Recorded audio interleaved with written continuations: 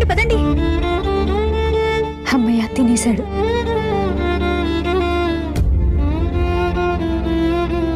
మొత్తం తినేసాను కదా, ఇంకా నేను ఇంట్లో నుంచి వెళ్ళిపోతా. ఖచ్చితంగా వెళ్ళిపోదు నాయనా. మేము ఇప్పుడైతే గుడికి వెళ్ళొస్తాము, వచ్చాక మాట్లాడుకుందాం.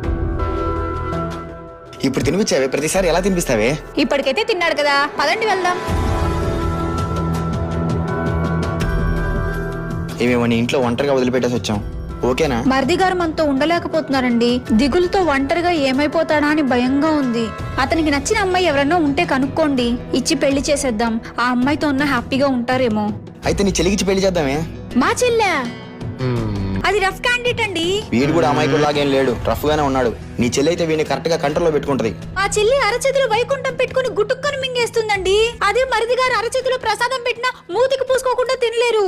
ఎలా అండి? వీడికి తిక్క కుదరాలేవే.